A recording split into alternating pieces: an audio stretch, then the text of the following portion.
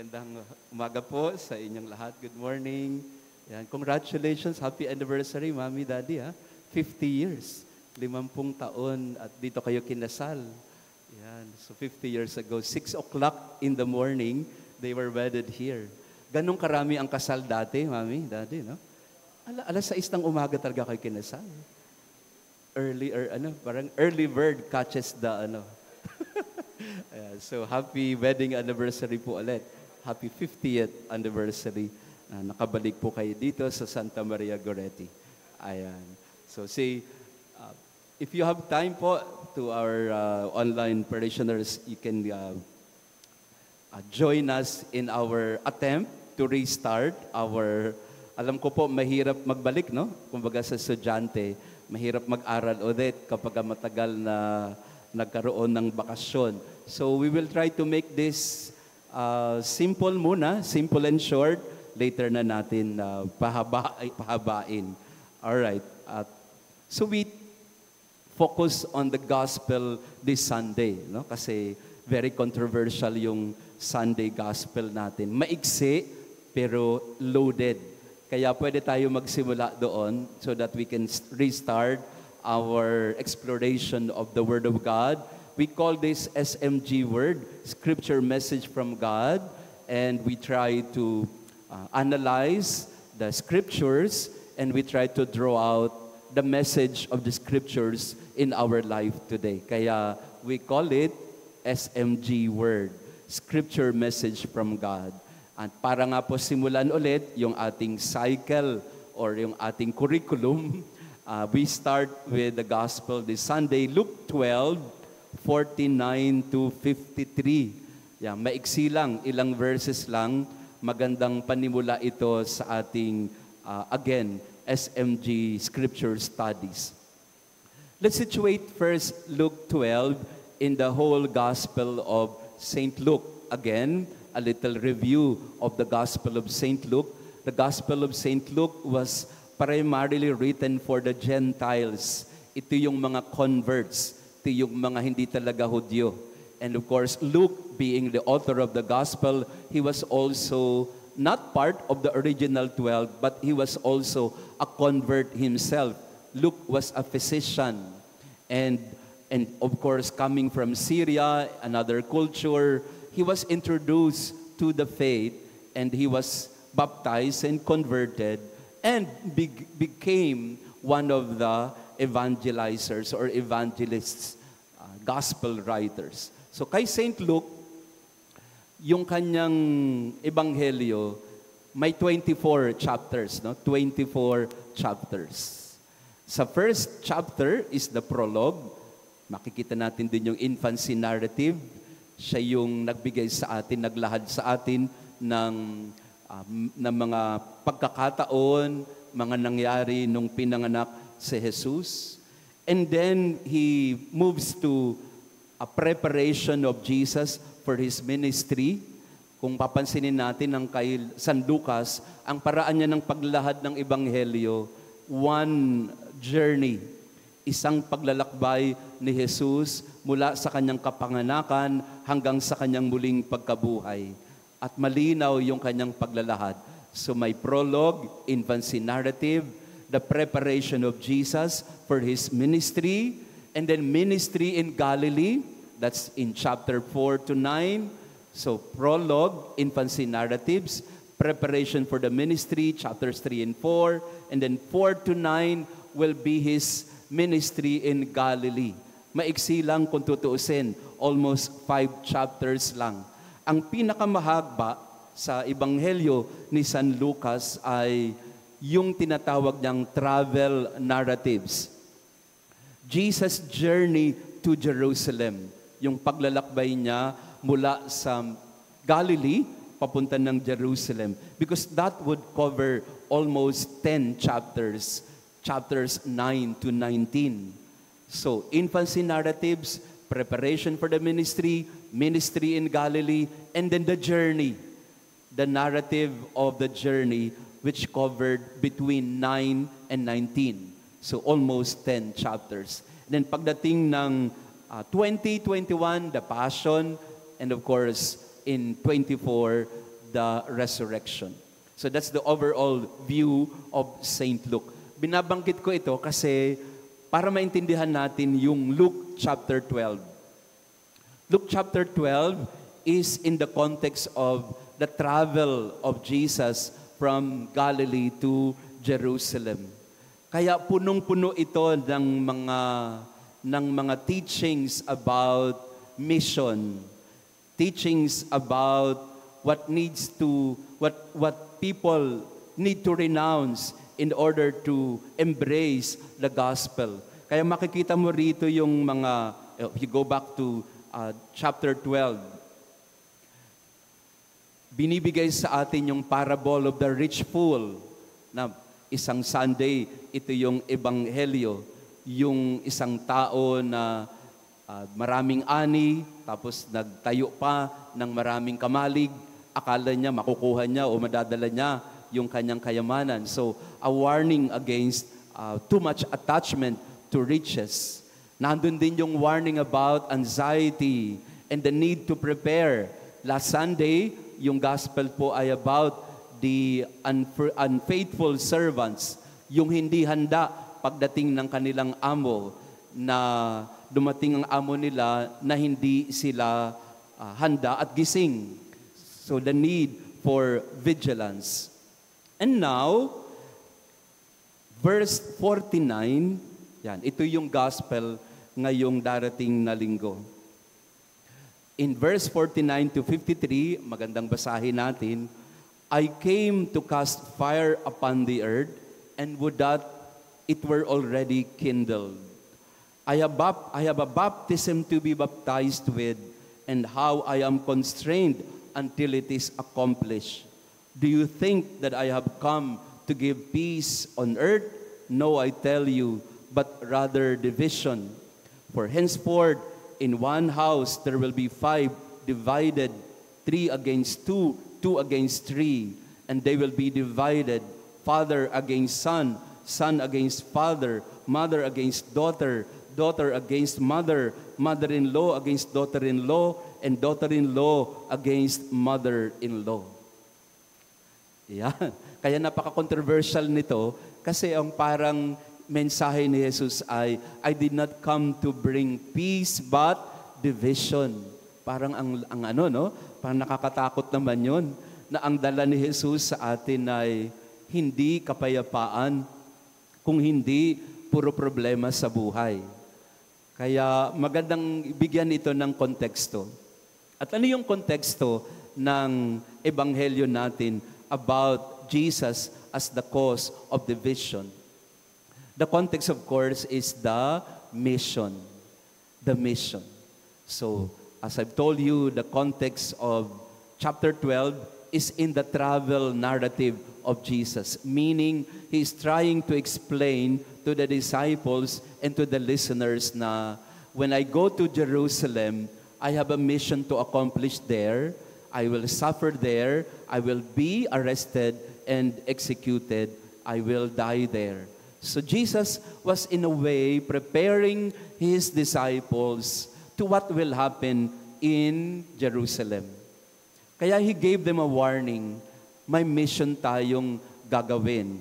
And what is the mission? In 49, I came to cast fire upon the earth.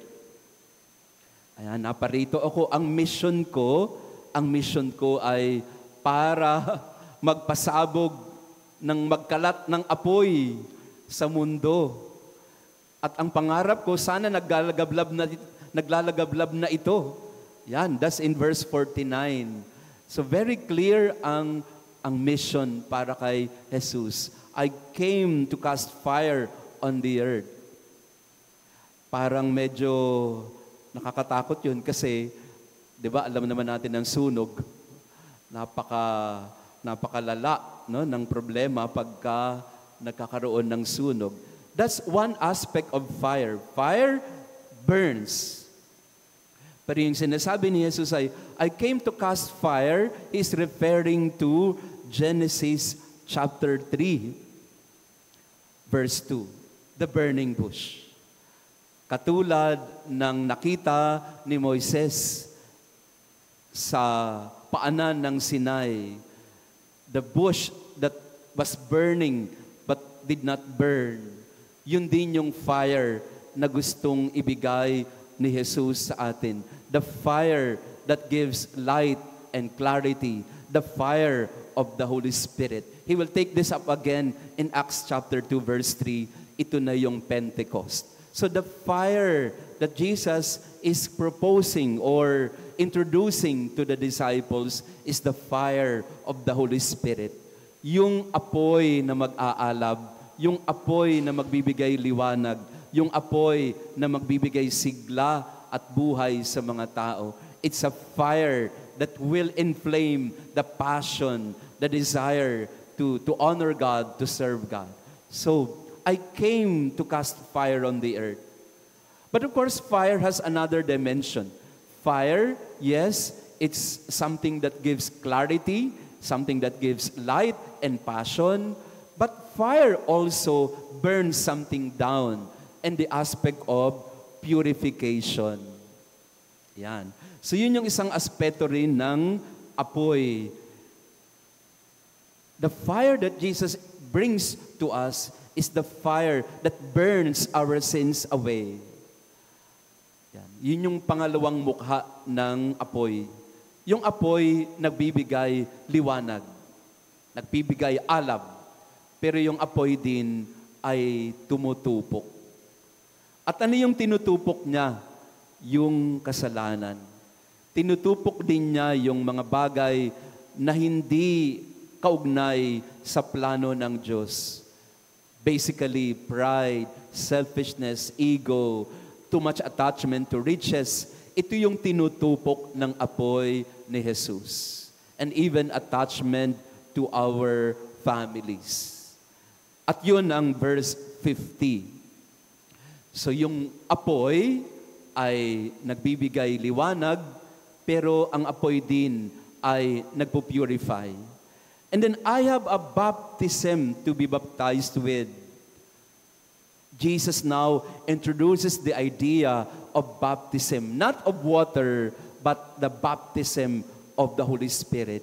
And what is that baptism all about? His passion and His death. Dito siya ilulubog.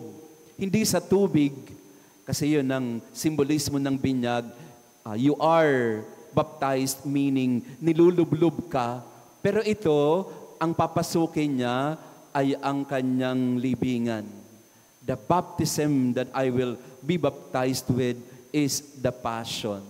At hinahanda ni Jesus ang kanyang mga alagad na, yan, papasok ako sa aking binyag sa Jerusalem. I will suffer greatly, and yes, I will eventually be handed over to men to be sentenced to death.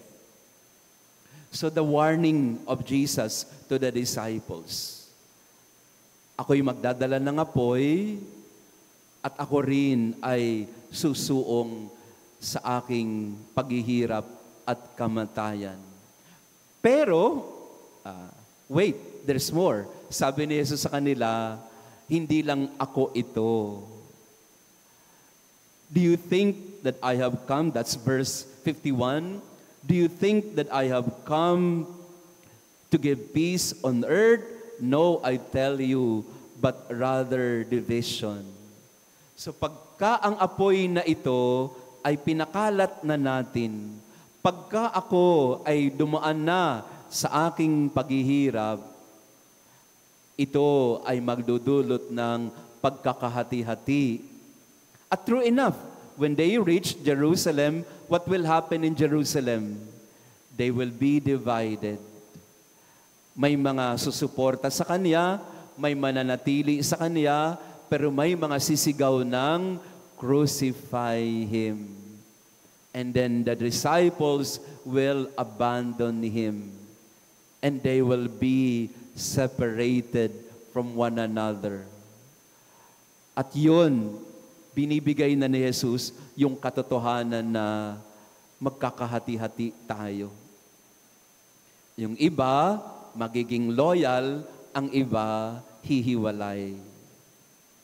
And then, masinundan pa niya Sinundan pa niya na darating din ang panahon that I tell you, in one house there will be 5 divided, 3 against 2, 2 against 3, son, father, mother, daughter, daughter-in-law, mother-in-law, father-in-law, son-in-law, yan.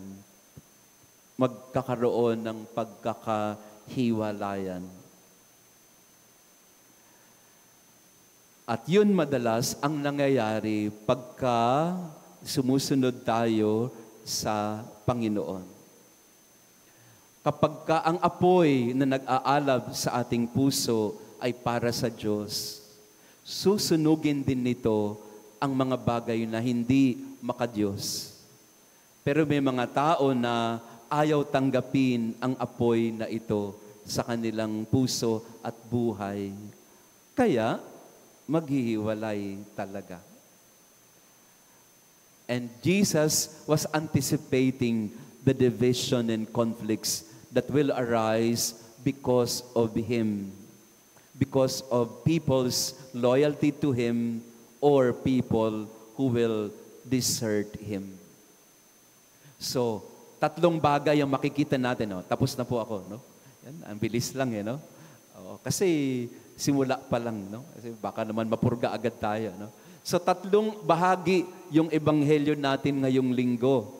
Merong mission to cast fire, merong cost, yung mabibinyagan siya sa kanyang paghihirap at kamatayan, at merong consequence.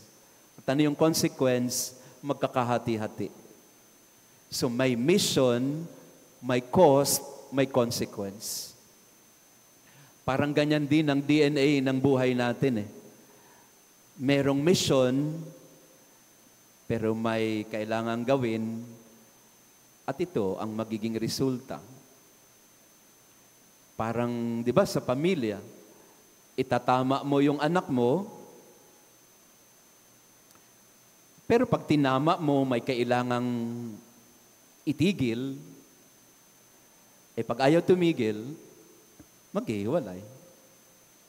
Yun yung direct application ng ating ebanghelyo ngayong linggo. Nanay ka, pagsasabihin mo, anak, mali yung drugs, huwag kang magda-drugs. Ang sabi ng anak mo, ayoko nga. Pero sabi mo sa anak mo, kailangan tanggalin mo yan sa sistema mo kasi hindi magiging maayos ang buhay mo. That's the second step. So mission, cost. The cost is renunciation. Sabi niya, mami, ayoko nga. Hindi ko kaya. Consequence. Ang consequence ay, sige, ayaw mo tumigil sa drugs, pakulong na lang kita. O iparehab kita. At pag pinarehab mo naman, magagalit sa'yo at maghihiwalay kayo. In the sense na, hindi kayo tatayo sa parehong tuntungan. Iba ang tutuntungan niya, ibang tutuntungan mo. Hindi naman pwedeng sumama ka sa kanya, mag-drugs ka din. Hindi naman pwedeng sabihin yun, di ba? O anak, ayaw mong tumigil yan, samahan na lang kita. Ayan, saka talagang maghihiwalay. Again, not physical separation, but a separation of principles, a separation in terms of decisions and choices. So maghihiwalay talaga. Parang ganun din naman ang nangyari nung panahon ni Jesus. Sabi ni Jesus sa kanyang mga alagad, pupunta tayo ng Jerusalem, papatayin ako doon. Yung iba, mag-stay, yung iba, tatakas. Magkakahiwalay. And then that's basically what happens every day in our families, wherever we are. Pag maninindigan ka sa isang mission, if you are so fired up by your mission, people will really not understand that. No, minsan may ganun, no, na meron kang gustong i-pursue sa buhay mo. Kaya lang may mga tao na ayaw sumakay doon, ayaw nila doon. Kaya maiiwanan talaga. I don't know if you have that experience in your family. You want to do something, you're trying to convince everyone this is something good for us, but they say, ayaw namin dyan. That's the cost of the decision. Anong mangyayari? Sige, ayaw nyo. Sige, tutuloy ko na lang. Ilang beses na nangyayari yan sa mga pamilya. Talagang, separation ng dulo eh. Not because they wanted to be divided, but because of their principles. Sa politika, kitang-kita natin agad yan. No? Isang pamilya tayo, pero ikaw di ba, si Vice Ganda, updated ba kayo? Parang ganun example niyan eh. Si Vice Ganda, nag-joke. Ang joke niya, nasaktan yung mga ibang kampo, ayun, iniwanan siya. Parang ganun. Now, hindi ko sinasabing tama ang prinsipyo ni Vice Ganda, no? Hindi rin ako agree sa kanya. Pero yung dynamic ng may paninindigan ka, hindi mag-a-agree ang iba, maghihiwalay talaga. Sa mga mag-asawa, laging nangyayari yan. May paninindigan ka, hindi kayo nagtagpo, maghihiwalay. Imbes na ito ang mission natin, sama tayo dyan, hanggang dulo tayo dyan. Kaya ang ganda nung kanina, no? 50th wedding anniversary nila, no? Ang galing, galing. Kinasal sila 50 years ago, hanggang ngayon magkasama pa din. 50 years later. Yan ang ibig sabihin ng may mission tayo bilang mag-asawa, maraming pagsubok dadaanan natin, pero stay tayo sa isa't isa. But that doesn't happen all the time. Kasi madalas nangyayari ay may mission tayong gagawin, ayaw ko nang gagawin, ikaw na lang. Yan. Again, just to end, ano yung lesson sa atin? Padayon lang. Tuloy lang. Padayon, ibig sabihin ay tuloy mo lang. Kung tama naman ang ginagawa mo, kung yan naman ang tingin mo ang makabubuti para sa inyo, sa pamilya ninyo, bakit ikaw ang matatalikod sa kung anong dapat o anong tama? Yan. Yun nga lang, talagang di na magtatagpo. Okay lang yun. No, minsan talaga, you are not meant to be. Now, hindi ko po sinasabi maghiwalay yung mga mag-asawa. Ha? I'm not saying that. What I'm saying is, there are times talaga that you will not be of the same mind. People will really have, divergence in their opinions, principles. But we, as disciples of Jesus, we must stay and we must remain with the Lord. Amen? Loyal ba kayo? Pakitanong ang katabi natin, mga loyal ba kayo kay Lord? No? As for me and my house, connecting that with our readings today, as for me and my household, we will serve the Lord. Amen.